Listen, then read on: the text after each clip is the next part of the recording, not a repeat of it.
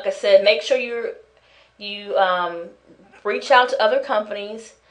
One thing you could do is you can offer smaller property preservation companies your help. You can offer them other services that, or even outside of, the actual work, the bulk of the work, like debris removal or janitorial cleaning or whatever. But what you can do is you can outsource their photo division. Like say, okay, I will handle all your photos on all your properties, your before, during, and after, your before and after, whatever you guys negotiate. Say, you do that for 10 companies in your area. You handle just their photos, and you don't know how much help that could be. Especially if the crews they have don't really understand the photos, say they're hiring their own crews, or say, for example, they just don't have time. Because sometimes when you're working, or if the owner is working with the crew, it really slows them down to have to stop and take pictures. So, and that comes because when I first started, I was doing the work. So I know having to stop and take the pictures and keep working really slows you down. So, offer them the assistance of being able to, like say you have 4 properties in the area, being in your local area being worked on. You can just drive around, take those photos for them, and charge them a fee for that. It may be $100, I don't know, $100 a week, to do that for them, depending on, where they are, of course. And if you do that for 10 people or 10 companies, you may about $1,000 at least. And that'll at least, help them out. That'll help you see how things operate. And it'll also give you the opportunity, to be available if they find themselves in a crunch. So keep that in mind. It's the thinking broad. And also like managing their paperwork, because processing paperwork, getting all the inspections complete, all the photos, organized depending on the system and the company you're working with. Even the filing, keeping the files together. You can become their resource, and charge them a fee to manage for their management system, becoming a manager of their systems for them. You can help manage their crew. You can become the middle person, and you can help connect other preservation companies with the other company when they're in the bind. So say, for example, you're the middle person and you've taken the time out to get to know, 80% of the companies in your area, and you've built a list. I'm just thinking out, you've built a list of names and companies through your networking. And tell them, hey, if you guys have a problem or you find yourself in a crunch where you can't fill your job, you call me. And I will call one of my connections and get you the help that you need. You see how that works? So I want you guys to stop, thinking, as far as, oh, it's a problem. How am I going to, do it? Or I'll just give up. You can't give up. You have to then, like the young gentleman did, he reached out and said, okay, I'm having this problem. This is what I'm thinking. And we just kind of just went over and dialogued. It may not work. Some of it may work. Who knows? But at least it gets you to thinking, okay, what else? How can I make this work? There's no jobs in my area, but how can I make money in this business? Okay? So when you say you can't, your brain stops working. It automatically will stop working. Your brain was designed to always find a solution for you. Let me give you an example. Have there been time where you were like talking to your spouse or significant other, and you were talking about, oh, what's that movie? What's that movie? And you couldn't figure out what it was, or what's her name? And you couldn't figure out what her name was or his name, and you just went blank. You cannot figure it out. And then it bugs you. It's like, okay, I'm going to be thinking about this all day long until I figure it out. And you may sit there for like 5 minutes staring into space, trying to figure it out, and you just can't do it. And then eventually, of course, you forget about it, right?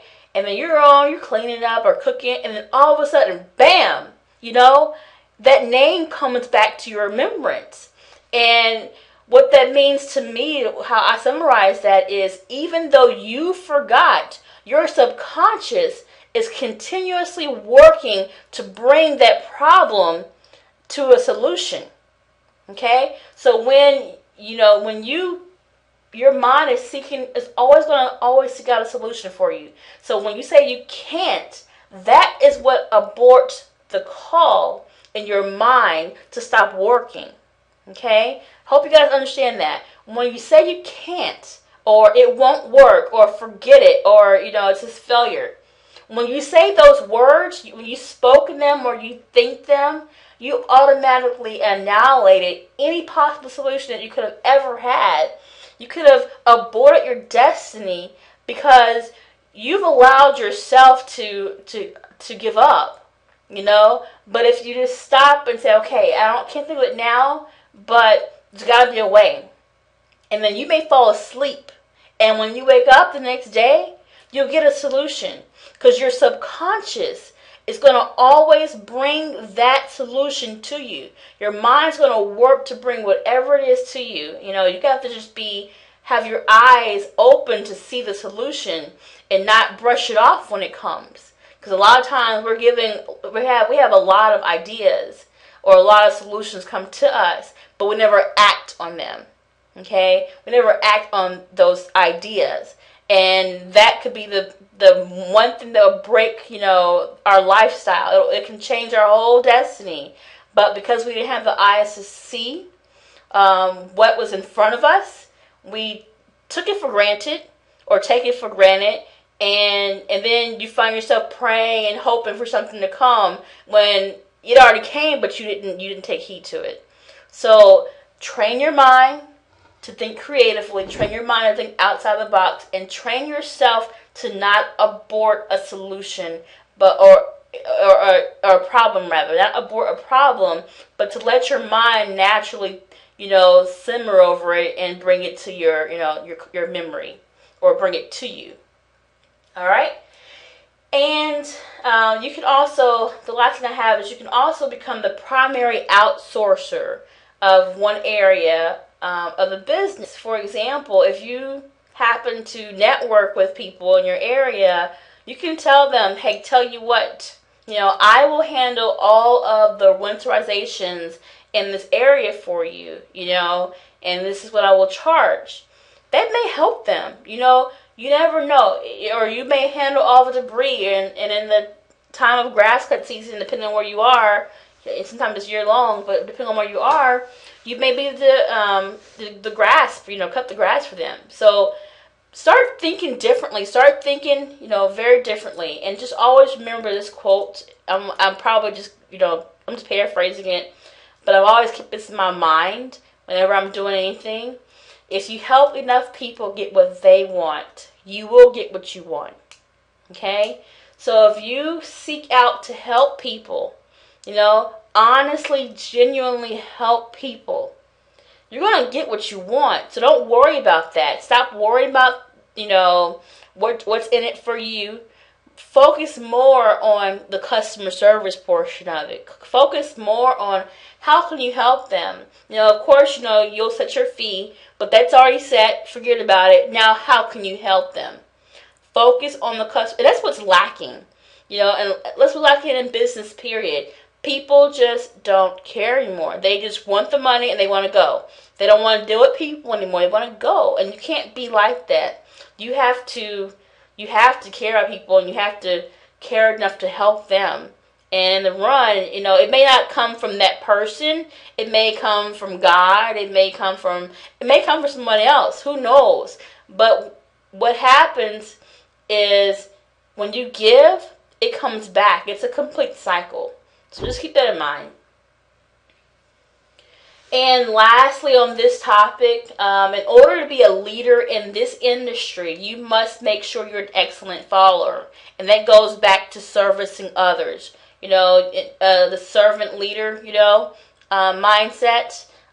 You have to become a servant, or serve people. And not to the fact where you're a slave, but you're actually genuinely wanting to help them.